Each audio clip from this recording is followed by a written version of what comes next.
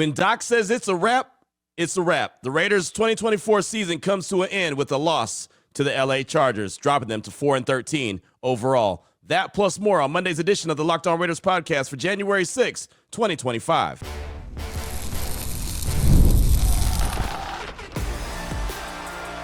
You are Locked On Raiders, your daily Las Vegas Raiders podcast, part of the Locked On Podcast Network, your team every day.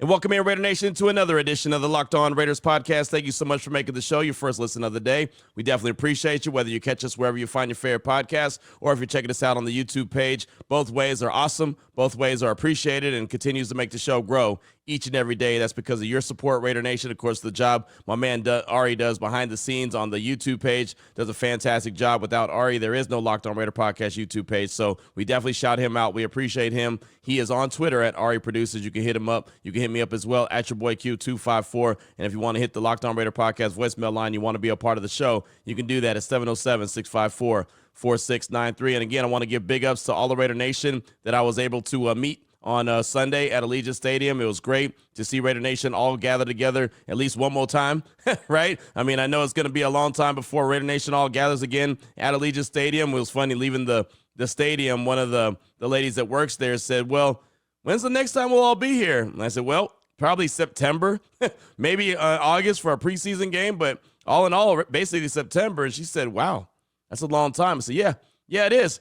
That's almost the end of the year in 2025, and it's just January. So, yeah, man, as quickly as it comes is as quickly as it goes. So, again, big ups to all the Raider Nation that I was able to meet. Shout out to my man, Raider Big C out of L.A. in particular, man. Got to chop him up for a while before the game kicked off, and it was really cool catching up with him. And it's funny, he always sticks out in my mind because back in the day when I was living in the Bay Area, my dad and my mom, we used to go to this gym that was the Big C. It was in Walnut Creek, and me and my dad used to go play basketball there all the time. So Big C always sticks out in my head. Every time Raider Big C calls in, I always think like, yep, I remember going to that gym, playing hoops, playing tip-ins with my dad in the back of the gym. It was pretty cool. So anyway, so shout out to all of Raider Nation that showed up and showed out at Allegiant Stadium, even though for the 13th time in the 2024 season, the Raiders did fall. But we will get your calls and texts as we close out the show. Coming up in segment number 3, again, 707-654-4693. Segment number 2, what's next?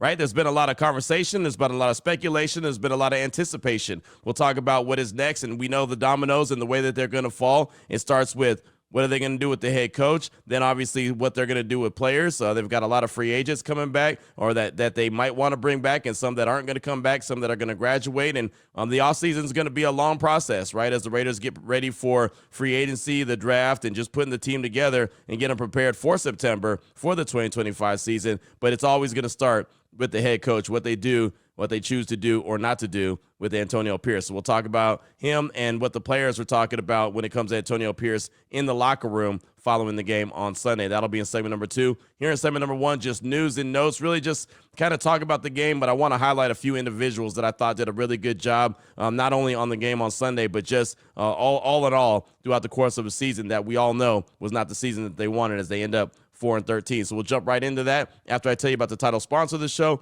which is LinkedIn Jobs. They help you find the qualified candidate you want to talk to faster. Post your job for free at linkedin.com/LockedOnNFL. Terms and conditions apply. And, of course, I'll tell you more about them later on in the show. But inevitably, the Raiders dropped to the Chargers 34-20. 4-13 overall record, did not win a game in the division in 2024. That is obviously not very good, but there were some players that showed up and showed out throughout the course of the year, some players that we are looking forward to, and I was looking forward to in particular going into the final stretch of these games, as we knew it was a evaluation season. It wasn't about wins and losses. It wasn't about trying to get playoff position because we knew that wasn't going to happen, but what players could show up and show out. And so even though the Raiders fought early in the game against the Chargers, made it close, made it competitive, they just ultimately ran out of gas. It just looked like the Chargers had more physicality, more depth, and just kept hitting them with body blow after body blow after body blow. And you know how that goes in a heavyweight fight. The more times you get hit in the body, those arms drop, those arms drop, those arms drop, and then boom, the knockout punch comes. Eventually the Chargers hit the Raiders with the knockout punch again, 134-20. But Off top, got to shout out my guy, Jacoby Myers, right? I've been talking about him for quite a while. Matter of fact, if you want to be honest about the situation, I've been talking about Jacoby Myers before the season got started. I actually predicted that he was going to get 1,000 yards on the season, and that's while Devontae Adams was still on the roster. Wasn't sure how he was going to do it, but knew that he had not done that at all in his NFL career, and I just felt like he was going to get there as long as he stayed healthy. And he played in 15 games, and ultimately, Raider Nation, he got his 1,000 yards. He had 9 catches on 10 targets on Sunday, 123 total yards and a touchdown. Ended up the season with 1,027 yards and 4 TDs. And, you know, it was wild, man. They obviously went out there with a purpose. They wanted to get Jacoby involved. They wanted to get him those yards. They wanted him to get over 1,000 yards. And I think that that's really cool because the dude has never complained. You never hear him complaining. He's never walking around with his shoulders hanging, right? He's always out there doing all the dirty work. He's out there blocking. He's out there supporting his teammates. He's always, the guy in the locker room that's real supportive. Even in the middle of a 10-game losing streak, he kept saying, hey, I'm proud of my guys because they keep fighting, and never really made it about himself. He did tell me that, hey, I got some goals. He didn't say what they were. I could assume what they were because he hadn't had a 1,000-yard season, but Jacoby I was really proud that they were able to help him get to that 1,000-yard mark, and you could tell after the game that he was, a little emotional that he did hit that for the first time in his career. So he surpassed 1,000 receiving yards in a single season. That was the first time he did that in his career. He also became one of 11 undrafted players in NFL history to record 1,000 receiving yards in a single season. Think about that. 1 out of 11 undrafted players. There's a lot of undrafted players in the National Football League. There's a lot of undrafted players that make it to the Pro Football Hall of Fame. He's one of only 11 that have been undrafted and recorded 1,000-yard receiving season. So hats off to Jacoby Myers for ultimately achieving the goal, one of the goals that he set out to do. And, of course, rookie Brock Bowers continued to be rookie Brock Bowers. 4 catches on 9 targets, had 50 yards and a touchdown. And it's funny, the last offensive play for the Raiders was a pass from Aiden O'Connell to Brock Bowers. Brock Bowers, the DB, kind of tried to jump the route and intercept the ball. He didn't get it. Bowers got it, did a little turn, boom, got to the end zone. I thought, and I even tweeted this out, how fitting that the Raiders season is going to come to an end. The last offensive play, Brock Bowers gets a catch and scores a touchdown. Because, well, that's all he did was get catches and score in 2024, his rookie year. He ends the season with 112 catches. 112, broke all kind of records along the way. It's funny, though, he was in a dogfight. Between him, Malik Neighbors, and Trey McBride of Arizona, he ended up with 112 catches. New York's wide receiver Malik Neighbors had 109 catches, and Arizona's tight end Trey McBride had 111. So, think about that. You want to talk about a season for all those guys.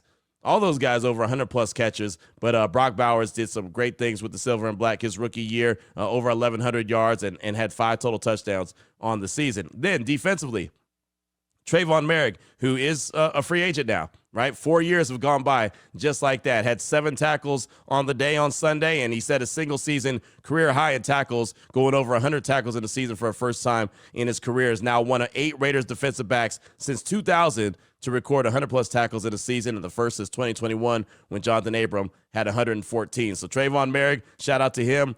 He was a guy I was a big fan of when he came out of TCU in the second round, and he did some really good things. And then this year, really playing up close to the line of scrimmage and taking over when Marcus Epps went down with the torn ACL. I thought he did a really, really good job. So we'll see what happens with Trayvon Merrick, but he put in a lot of work in his final year with the Silver and Black. Also, Robert Spillane, you want to talk about free agents? He's a free agent. 16 tackles on the day, ended the season with 158. That is a career high, one of only 2 Raiders since 2000 to record 150-plus tackles in a single season, joining Denzel Perryman, who had 154 in 2021. Spillane also becomes a 10th undrafted player in the NFL since 2000 to record 150-plus tackles in a single season. And so, again, career high, 16 total tackles, tied for the second most in a single game by a Raiders defender over the last 30 years. Greg Biekert, big-time linebacker as well, had 18 in 1996 going up against the Tampa Bay Buccaneers. And finally, here in segment number 1 of today's Locked On Raiders podcast, news and notes of the day, the Raiders' overall draft pick. There's been a lot of conversation about that. They end up at number 6. The Tennessee Titans are 1, Browns are 2, the Giants are 3, Patriots are 4, Jaguars 5, Raiders at 6. Titans need a quarterback, Browns need a quarterback, Giants need a quarterback. Patriots do not, Jaguars do not, the Raiders do. So,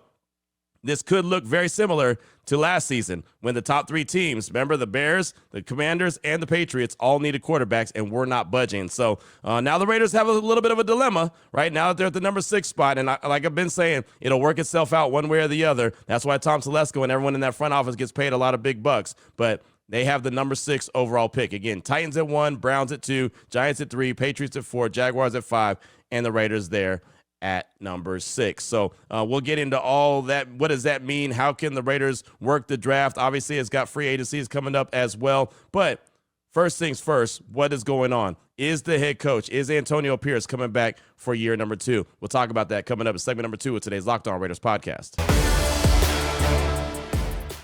Before we get to that, though, I do want to tell you about a couple great sponsors here on the show, and the first one is LinkedIn Jobs. Growing your small business in 2025 comes down to how well you can hire. And let's face it, better hires start with smart insights. That's where LinkedIn comes in. With the strongest hiring data available, LinkedIn helps you identify the right candidates, giving you the confidence to make the best decision for your business. It's a game changer when it comes to hiring the right fit. And again, small businesses, they're wearing a lot of hats, so every hire is crucial. LinkedIn gets that. That's why they connect you with the best candidates using data that you won't find anywhere else. From unique skills and interests to the connections you share, LinkedIn helps you find the right person for the job. Matter of fact, 72% of small businesses say LinkedIn has helped them find quality candidates. You need to hire smarter this year. Do it and find your next great hire on LinkedIn. Post your job for free at linkedin.com/LockedOnNFL. That's linkedin.com/LockedOnNFL to post your job for free.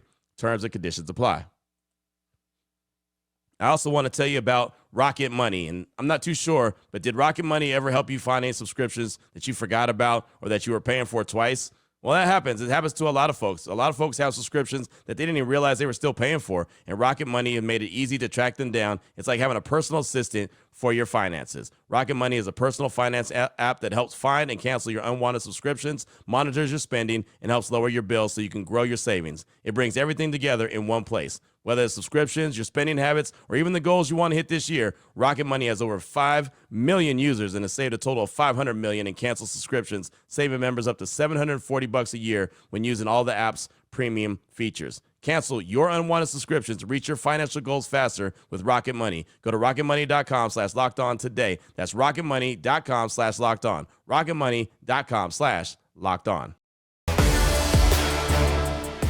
All right, Raider Nation, here we go. Segment number 2 of today's Locked On Raiders podcast. And as the offseason goes, everything's going to be moving fast and furious. Got to keep your head on a swivel, right? I mean, we just don't know what's going to happen, when it's going to happen, but we just got to be alert at all times because the news could be forever moving. Currently, as it states, there's 4 head coaching jobs open in the National Football League. You've got the Jets, you've got the Saints, and you've got the Bears. Those were all in-season firings, right? Those coaches all got fired in the 2024 season. Immediately after Week 18 got wrapped up, Gerard Mayo got fired in New England. Now, I think that Gerard Mayo got fired in New England because Mike Vrabel, who's going to be, and I mentioned before, connected to every job that's out there, put a little bit of a squeeze on the Patriots, wanted to be there, so he flirted with the Jets to kind of make them have a sense of urgency to move on from Gerard Mayo. But so far, those are the 4 coaching jobs open. And again, things are fluid. So based off what time you might be listening to this, there may be 2 or 3 more openings, right? And, of course,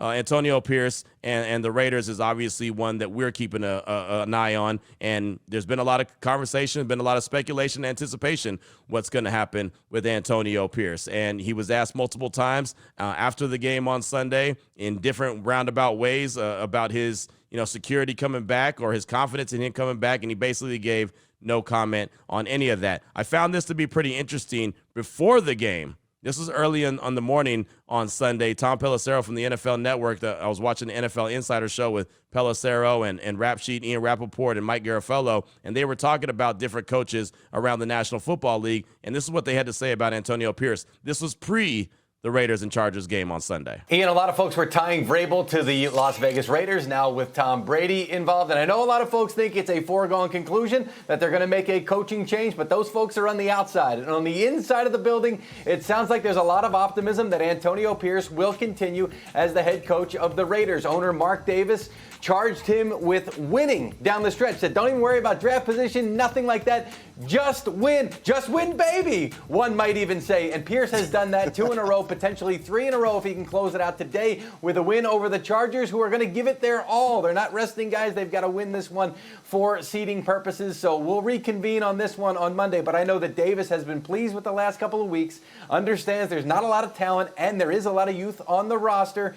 And he's been involved in meetings with coaches. So that's not usually what you do when you're about to fire somebody. We'll see. So there was Tom Pelissero talking about it, and it to me sounded like, okay, well, maybe there's a chance that Antonio Pierce is going to be back in 2025. And I know how some Raider Nation feels very much against that. Some are very much with that. Like I've said before, I believe that he could come back, especially if he has a plan, rolls out the plan for the powers that be, and says this is how we're going to execute and this is how we're going to get to be where we need to be. So it's going to be interesting. Adam Schefter, before the game on Sunday as well, felt like from everything he was hearing and people that he was talking to, Antonio Pierce was going to be safe. So there's a lot of things that Mark Davis has to think about. The Raiders played hard all season long, right? I mean, I think we can count maybe 1 or 2 instances throughout the course of a 17-game season where they didn't look very good, right? And I know that Antonio Pierce made plenty of, bad moves, bad decisions, and you could say, oh, that's a fireable offense. And maybe you're right,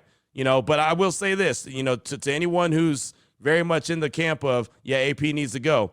I mean, the Raiders, and this is just facts, they trailed by double digits in 15 of 17 games. Those are facts.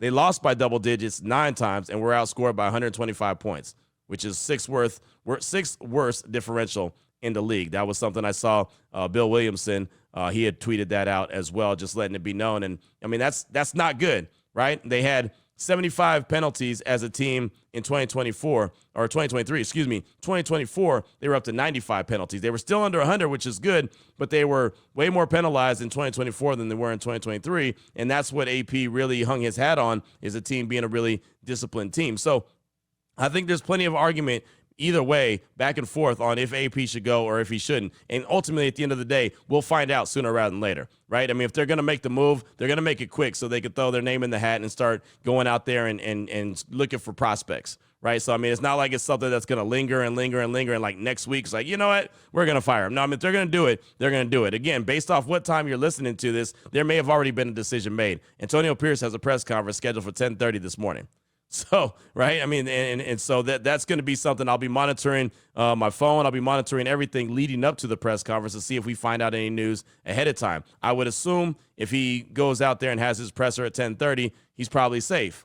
But then again, the Chicago Bears let Matt Eberflus go out there and do his press conference, and then they fired him 2 hours later. So none of that is guaranteed. Now, what I did find interesting for anyone who's just hell-bent on that AP has to go, talking to a lot of the players in the locker room following the game, and we talked to a lot of them, probably got to talk to about 8 or 9 guys at least, and every one of them had glowing reviews of what AP did this season. Even though they only won 4 games, every one of those players in the locker room, and I understand they're not all going to be back, and you can't always listen to the players. I get that. I get all that. I'm just trying to present the evidence that's out there for you to make the best educated decision that you'd like to make. So here's Jacoby Myers on Antonio Pierce and what he did this season. I mean, shout out to AP because he kept the guys motivated even when you're losing so many in a row. Like, that's hard as a professional. That's hard as a competitor in general. So AP just did a great job this year. It's keeping us going and keeping us, understanding what the goal is at the end of the day. We got families to feed, so we got to take care of that. What did he do in particular to be able to keep you guys together like that? Just his words, honestly. The words, we follow his league, so the energy he brings to team meetings, the words he say, the way he keep you pushing, he did a good job this year. I'm proud of him. So Jacoby led things off because he was the first guy that we went and talked to in the locker room. Had a good, 4 or 5 minute conversation with Jacoby, talking about him going over 1,000 yards. But you heard what he had to say about Antonio Pierce and really keeping the team together, even though they were going through what they went through to the point of a 10-game losing streak. But none of those guys, bailed on AP. None of those guys threw in their hats and said, no, I'm done with this, like we saw the Chargers do with Brandon Staley when the Raiders put 63 points up on them. So then we talked to Aiden O'Connell, and I asked him about what Jacoby said and Antonio Pierce keeping the team together. Here it is. Jacoby mentioned that AP kept his team together through all the ups and downs throughout the course of the season. How did he do that? Yeah, I think it's hard. Again, he's the guy that's got to get up there every day and talk to us and, continue to try to motivate us. But I think, he did a great job of that and really tried to speak to the guys that, want to continue to fight. And obviously we had a long skid there. We didn't win a game, but guys continue to show up to work and do the right things and just try to chip away. There's potentially the starting quarterback in 2025 talking about what Antonio Pierce did. And again, I'm not saying just because what the players are saying about AP means he's coming back. I'm just going out there and letting you hear what the players had to say about the head coach. It probably won't change your opinion. If you want him gone, you probably want him gone. If you want him to stay, it probably furthers your belief that he should stay and why. So, again, just want to throw it out there. Want you to be your own judge. I'm not here to influence you. I'm just here to present the evidence. Finally, Trayvon Merrick mentioned, him being a free agent and the 4 years that he's been here as a second-round pick from TCU has flown by. I've got a really good relationship with him. Really built up that relationship over the 4 years. And matter of fact, when we stopped the interview and stopped, wrapped up, just kind of gave him a big hug and said, hey, man, I don't know what's going to happen, similar to what I did with Josh Jacobs last year. Don't know what's going to happen, but you've been, A1 since day one. I appreciate you. And he's just been a real genuine dude. So I root for guys like that. I want guys to succeed. I don't root for people to fail. Even if they're guys that I might not even necessarily get along with, there's no reason to root for anyone to fail. The business is hard enough to try to get by. But here's Trayvon Merrick on Antonio Pierce. I asked him the same question about, hey, what did he do to keep this team together while they were on that skid? I know you've been asked about AP, but Jacoby said that he kept you guys together throughout this season when it was rough times. Right. What did he do in particular to do that? Man, just showed up every day with the mentality of, no matter what happens, this is our job. We gotta show up. We gotta have pride, and we gotta do our job at the end of the day. You know what I'm saying? No matter the outcome, no matter if it's good or bad. And so, that's just what he preached the whole season. And I think the guys did a good job of buying into that, staying together. It's fine to the end. So there's Trayvon Merrick. So there's just 3 players, that were in the Raiders locker room. Again, we talked to a handful of them, but those were a couple answers that I thought were particularly good answers on what Antonio Pierce meant to those players. And look, they've got 27 free agents. So clearly that locker room is going to look a lot different in 2025 than it did this past year, right? There's no doubt about it. It's going to be different. But I did find it to be pretty interesting that as everything's getting wrapped up, they're just talking about what their head coach, meant to them and how he kept them together. And, when you're only a team that wins four times out of 17 cracks at it, right, there's not really a lot of glowing reviews. I mean, I don't know if you saw what Tyreek Hill was saying in Miami. He basically was like chucking up the deuces, like, I'm gone. Get me out of here. Right. And there's, again, I don't like to compare different scenarios and say, well, look what's going on over there. That's, it's better here. I don't want to do that. But I mean, there could be some worst case scenarios. Again, I think Antonio Pierce needs to sit down, give his plan, figure out what he's going to do with the staff, if in fact he's going to stay there, right? What's the plan with the OC? Are you keeping Scott Turner? Are you going to go out and bring in someone else that has a young, energetic mind and creative mind? Are you going to do that? What are you going to do at the quarterback position? Is Aiden O'Connell your guy? Like, make decisions. Like, there's got to be a blueprint.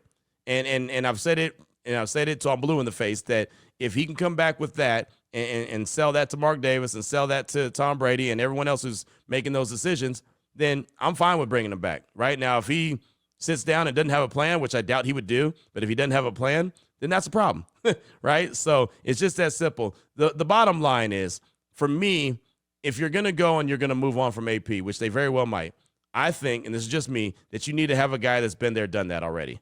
If you're going to have somebody that's inexperienced or never done it before, a new head coach, then you might as well keep Antonio Pierce, right? I mean, I know that, you can get, say you got Ben Johnson, who's the hottest name out there from Detroit. Okay, he's never been a head coach before. So now all of a sudden you're getting a guy again with no experience. So it's similar to when you go and have a defensive-minded coach and then you hire another guy. Usually they go offensive. I think if you're going to go young coach like AP without any experience, if you're going to move on from him, go and get somebody that has experience. That's why Mike Vrabel's name popped up. But I do believe he's going to go to New England. He's going to end up with that job. So who would you want? Pete Carroll's out there, right? You could bring him in. Mike McCarthy, if he doesn't return to Dallas, maybe he's a guy. But if you're watching on the YouTube page, you can see my face. It's not really a glowing review of either one of those guys. I mean, there's other guys that, haven't been head coaches before. Who knows what's going to happen with Brian Daboll with the Giants? Is he going to go back? I wouldn't mind to see him as offensive coordinator. Like, if I'm Antonio Pierce and if Daboll is gone, then I would be like, hey, that's who I'd want as an OC. You saw what he was able to do with Josh Allen in Buffalo. I think that'd be cool. if Patrick Graham ends up leaving as a defensive coordinator, I wouldn't mind Antonio Pierce saying, hey, let's go get Robert Saleh as the defensive coordinator, right? I mean, there's some pieces out there that I'd be very interested in. But again, this is what Antonio Pierce has got to sell to the coaching staff or the ownership about the coaching staff if he, in fact, is going to come back. But it's the offseason, right? It's been something that we've talked about quite a bit, and we all said it was going to play out itself out sooner rather than later. Well, now's sooner, right? It's going to happen one way or the other quickly, right? So, I mean, it's nothing that's going to just drag his feet. It's nothing that we're going to be waiting by. We'll know something pretty quickly. So it's funny when you do shows like this and you don't know what's going to happen. It's almost like in free agency. As soon as you're done recording and you press stop, something might happen.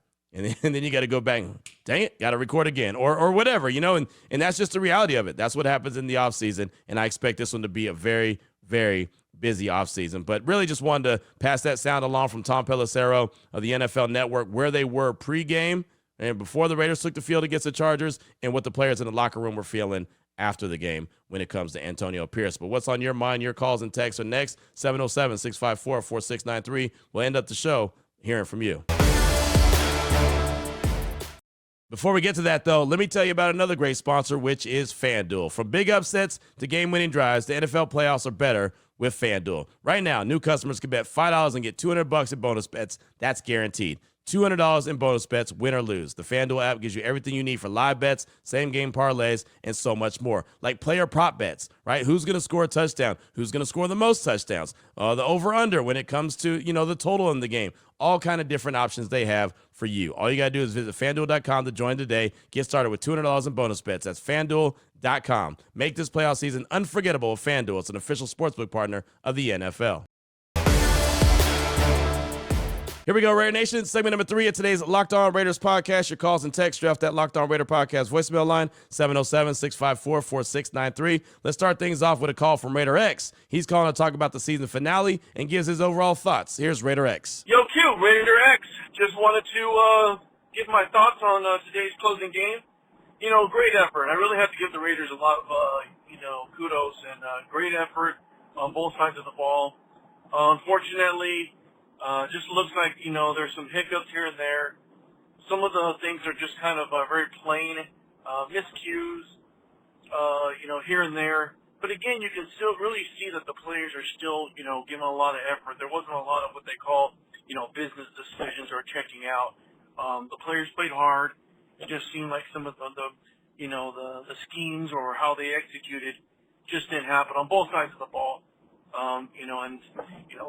What that is, maybe the depth, the degree of, the personnel or the how good they are, or just overall coaching. I lean towards the latter. But we'll find out on what takes place on the off season. But last but not least, I really wanted to congratulate on the great season that Brock Bowers, turned out on the 2024 draft class. And last but not least, Jacoby Myers getting his 1,000-yard season with the Raiders and their record, and Devontae Adams not getting 1,000. Raider X out. Thanks for the call, my man. Appreciate you. And I'll tell you, man, it got to the point where I just kind of felt like the Raiders had just run out of gas, right? They were just lacking in depth. And that's something that we know, that they're lacking in depth. They just looked like they were undefeated. I described it earlier in segment number 1 as a bunch of body blows, and eventually your hands go down, you stop protecting your face, and then boom, you get the knockout shot. And it felt like that's what the Chargers did. But they fought. The Chargers was just way too much for them down the stretch, and like I said, they wore down. But again, they fought. They never quit throughout the course of the year, and that's something I can give them. And that's off to the offseason now, as they're 4-13 overall. But thanks so much for the call. I appreciate you. Up next, got a text from Al in L.A. It says, Q, what's up, my man? It's Al from L.A. Want to see if you thought the best course of action is to keep AP and start Aiden O'Connell like I've seen many people say.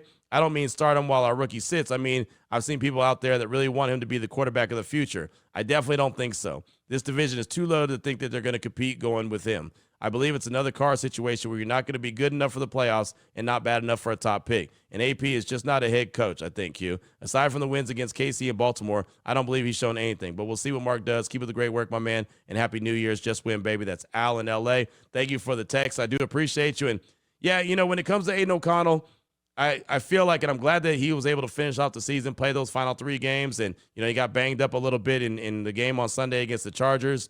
I just kind of feel like his 160-yard games is 18 for 30 or whatever like that. Just kind of is who he is. And we had a call, I want to say last week, that said he probably could be a decent quarterback. Probably could be a decent starting quarterback or something to that extent. And I said, is that what you need to compete in the AFC West? And to be honest, you could say the same thing about AP. If I say he's probably a decent head coach, well, is that going to be good enough to compete in the AFC West? The AFC West looks like it's going to be a dog, right? Andy Reid don't look like he's going nowhere. Sean Payton's just cooking. They got into the playoffs, and we all saw what the Chargers look like up close and personal on Sunday. They're cooking with grease as well. So there's going to be some tough decisions. I think that's going to be a factor in the conversation. Look at the division. Do you feel confident that O'Connell and Pierce can compete with those guys? And if the question and the answer is no, then you just have to cut bait. Like, as much as I've said I'd like to see Antonio Pierce come back, if you think, and when I say you, I mean, like, if you're Mark Davis or Tom Brady and everybody who's making these decisions, if you say, well, let's see what it looks like to start the season. If he goes 0-4 or 1-3, then we'll move on from him. If that's part of the conversation, just move on from him. You know what I mean? Just have a clean break. Don't wait for him to mess up in 2025, because then you're setting yourself back almost another 2 years. So just, if you have doubt that he can compete with the rest of the division, and it's a fair conversation based off what we saw this year. If you feel like he can't compete, then just cut bait. And that's, probably part of the decision that, as you were hearing in segment number 2, that really sound like it hadn't quite been made. I'm sure that Mark Davis and company has a really good idea what they're going to do, but it sounded like the final decision had not quite been made. But thanks for that text. I do appreciate you. Dominique from the Show Me State, he's up next. He's calling to talk about the Raiders being at the number 6 spot and what he thinks is going to happen overall in the draft. Here he is, Dominique from the Show Me State. What's up, Q? This is Dominique from the Show Me State. Q, I see a repeat of last year. And what I mean by that is we're in the 6th spot. We won't be able to get a top quarterback. Shadir Sanders or Cam Ward won't fall to us at 6. Also, the top 3 teams in the draft, they need quarterbacks. So they're not trading those picks. I think we'll be in the same spot as last year, where we'll have to select best player available in the first round, which that wasn't a bad thing this year. But I'm tired of us not being able to get our franchise quarterback. Going best player available, there's nothing wrong with that. Don't get me wrong. Brock Bowers had a phenomenal year. I'm glad we have him. But with that being said, even with him having the great year he had, we won 4 games. We need a franchise quarterback. This is why a lot of Raider Nation, including me, was not excited when we won meaningless games. Because, as I was saying, that does nothing but hurt you in the long run. We were in prime position to have the first overall pick or second overall pick, but because we won meaningless games towards the end of the year, which is the same thing we did last year, now we're in a position where we won't be able to trade up into the top 3 because, like I said, those 3 teams, they need quarterbacks. They're not trading those picks, and I highly doubt one of those will fall to us. So what's the plan at quarterback? It seems like we'll be forced to go get a Justin Fields. There's no other free agent quarterback that I see. And as far as the draft goes, we'll have to see who falls. If it'll be a Jackson Dart, Dylan Gabriel, Jalen Milroe. But it's just frustration because every year this happens to us. We can't get top quarterbacks in the draft because we want to win meaningless games towards the end of the year. So that's just frustrating. But let me know what you think. Appreciate you as always. Have a good one, man. I'll be listening. Bye-bye. Thank you for the call, my man. I appreciate you. And, yeah, I mean, I brought that up in segment number 1, right? I mean, if you look at it, you look at the teams that are up there, like I mentioned, man, the teams that are up there, they need quarterbacks, right? So how are they going to find a way to get up there? And are those guys going to trade out, right? I mean, you got Tennessee, you've got Cleveland, and you've got the Giants. All three of those teams need quarterbacks. So what are you going to do? That's the big question. So it could happen. Maybe you go after a vet quarterback like Sam Darnold, even though on Sunday Night Football he didn't really look like the guy that he's been all year. Maybe you go after Kirk Cousins and hope that, because he's another year removed from the torn Achilles, he's going to be better than what we saw up close and personal when we saw him on Monday Night Football. What it was that week 15? I mean, there's a lot of different things that go into the factor. But again, the good thing is it's only January 6th, and there's plenty of time to do some moving and shaking and figure out exactly what point of direction you're going to go. And we don't know how this draft process is going to go. They could, try to target Cam Ward and go after him. They could try to target Shador and go after him. They could think that, hey, maybe Jalen Milroe, he'll be the third quarterback taken, fourth quarterback taken, and we'll go get him in another round. I mean, again, that's why Tom Telesco and company in that front office, that's why they get paid the big bucks, is to make those decisions. We don't know how they feel right now about Shador or Cam Ward or Jalen Milroe. Hell, they might like J.J. McCarthy and decide that they're going to try to go put their best foot forward and try to trade with Minnesota for him. I don't know. I'm not a big J.J. McCarthy fan, but that's just me. That doesn't mean that he's not going to be a good quarterback. I just wasn't a big fan of his. So, and we didn't really get to see much of him because he hurt himself in the first preseason game. So there's a lot of different things that are still going to weigh itself out and work itself out. Like I said, the good thing is it's only January 6th, and this offseason is going to be long, but it's going to be busy. That's for sure. Thanks for the call. Appreciate you. Up next, got a text from Miller Raider. What's up, Q? I'm kind of torn right now and how I feel. I mean, I'm glad the season's over. Between the injuries, turnovers, bad offensive play, the drama with Adams and Getsy, I'm glad to see it end and see what lies ahead in the offseason. But, man, having said that, these guys played their backsides off. The one positive is we know that we have depth at positions because they played a hell of a lot this season. I think these young guys took major steps in their development, which is great for years to come. This offseason is going to be a ride to see who stays, who goes, who they bring in, and who they draft. That goes for coaches as well. I think there's going to be some major changes coming, but who knows? Love the podcast, Q. You're my first listen at 6 a.m. LOL. Miller Raider out. Thanks for the text. I appreciate you. Thanks for the compliments on the show as well. And, yeah, I'm with you. I think it's going to be a very busy offseason. Things are going to be happening fast and furious. Shows are going to get wrapped up, and there's going to be moves that are going to be made. Like, it's so much going on. When you have 27 free agents, you have questions at the coaching position. There's a need at quarterback. I mean, there's so much that's going to be going on. That's why, yeah, you're absolutely right. There's going to be a whole lot going on. And, you're talking about the young guys working. Cam Richardson, he got worked on Sunday, man. Quentin Johnston, and it's funny, I was happy for Quentin because I do know him, from his time in Temple, Texas as a Temple Wildcat. He had himself a career day against Cam Richardson on Sunday for the Chargers. So, yeah, man, Quentin had a great day. Cam, he's just going to learn. He's going to have to learn from it, right? The fourth-round pick, he's been getting a lot of burn because Jacorian Bennett was out. Obviously, JB is a starting quarterback, but when he went down, Cam went in, and it looked like the Chargers just targeted 25 all game long. So, like I said, Quentin Johnson had himself a field day. Cam will learn from that. He's not going to want to go back and look at that film because that was a rough day at the office. But you take those lumps at the end of the season. You take those lumps when the game, there is no tomorrow anyway.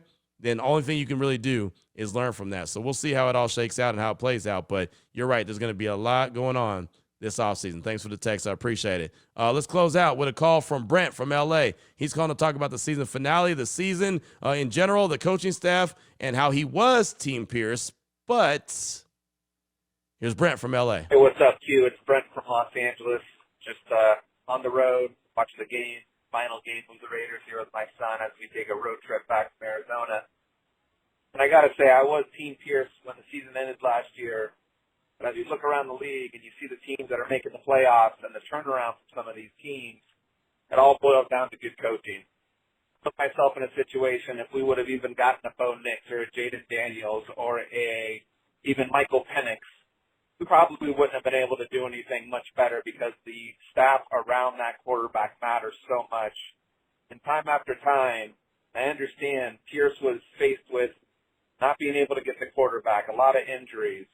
But just judging Pierce on his own plane of coaching, what has he done to give you any type of motivation that he's the guy to take this team into the future? And as unfortunate as it is to say, he's just not it, right? When you look at the coaches in our division, the entire AFC West makes the playoffs, and the Raiders not even close. and there's no development taking place. So it's good to see that we have a young roster, some good young pieces. But one of the biggest things that scares me is you go and you get a quarterback, and let's say you do trade up, you're going to hand that quarterback to Pierce with all the decisions he made, hiring Luke Getsy, having how many past head coaches in that locker room because he didn't know what he was doing, and we couldn't lean on that experience. Got to pull the ripcord. I think the Patriots understood it. They got rid of Mayo right away. Hopefully the Raiders do the same. It's not in a Raider front leadership position. I think we got to move on, whomever that may be, but it can't be Pierce. Keep your head up, Raider Nation. A lot of good things to be happy about with some of these younger players, but we got a leader that's going to take them where they are. Everyone, we'll see you next season. Thanks for the call. Appreciate you. And yeah, those are questions that will be answered sooner rather than later. That's a good thing. Right? We don't have to speculate about it too much longer. That's what I'm excited about, is that we'll know one way or the other with AP staying or if he doesn't stay. I think it's going to be made pretty quickly. Again, I mentioned Gerard Mayo and that situation in New England. I think that because Mike Vrabel flirted with New England or flirted with the Jets, it made New England have a sense of urgency and decide to move on from him. I know it was a rough first season there with Gerard Mayo, but I was really surprised that they moved on from him that quickly. But the way that I think Mike Vrabel handled his business, it kind of made it seem like, okay, they had to make this move, and then they're going to bring Vrabel in because he really wanted to be there. So all your points you made are valid for sure, right? It was a rough first season for AP. He needs to figure out how to clean things up. He's got to answer all the questions that are going to be out there, kind of how I rolled them out in segment number 2. What's the plan? What's the plan moving forward? What's the team identity going to be? If you're going to move on from AP, I wouldn't mind Vrabel. I think Vrabel's a really good coach, especially if he brings in a really good OC and a really good defensive coordinator. I think that would be really good, but I ultimately think he's going to end up in New England. I mentioned before, the best case scenario, if you're going to move on from AP, is to bring in a veteran head coach as far as I'm concerned, and I don't really know who's out there that you'd be really intrigued by. Pete Carroll, Mike McCarthy, maybe Brian Daboll, but he's, that's only if he ends up getting fired. I don't like to put that on him like that because he's not out of a job. So, who knows? But I just think that it would be better if you're going to move on from the guy with little experience and no experience. You got to go out there and get a guy with a lot of experience. So to me, it's one of those where you can go in and say, this is how we're going to get things done moving forward, and this is how we're going to get things turned around. That guy could have the plan that the Raiders are looking for. So thanks so much for the call. I do appreciate you. And that's going to do it for today's show. Obviously, there's going to be a lot. Again, we meet with AP, or estimated to be meeting with AP around 10:30 this morning at the Intermountain Health Performance Center. And then we get an opportunity one more time to get into the Raiders locker room as they have their final clean out and their exit interviews, and we'll get a chance. Last year, I think we talked to Jimmy Garoppolo and Nate Hobbs, and that was it. Most of the time, those guys are going to be out of there. That's why we were able to catch up with a lot on Sunday night, which was really cool. I could bring some of that sound to the podcast tomorrow as well. But we'll talk about whatever happens throughout the course of the day, whatever happens in the locker room, whatever we're hearing, from national or local, as far as, the status of the team moving forward, and of course the coaching staff, because that's going to be the first domino to drop. Either he is or he isn't coming back when you talk about Antonio Pierce. So that's going to do it for today's show. Thanks so much, as always, for tuning in. Again, big shout out to Raider Nation that I was able to meet and greet and hang out with and talk with and take pictures with and chop it up, talk a little Raider football at Allegiant Stadium on Sunday. And unfortunately, we're not going to do it again until it's almost time for the 2025 season. But it was great. It was always fun throughout the course of the year, even though the results weren't there as far as wins for the Silver and Black. Until tomorrow, Raider Nation, take care of yourself, take care of your family, love on your family. Most importantly, as always, just win, baby.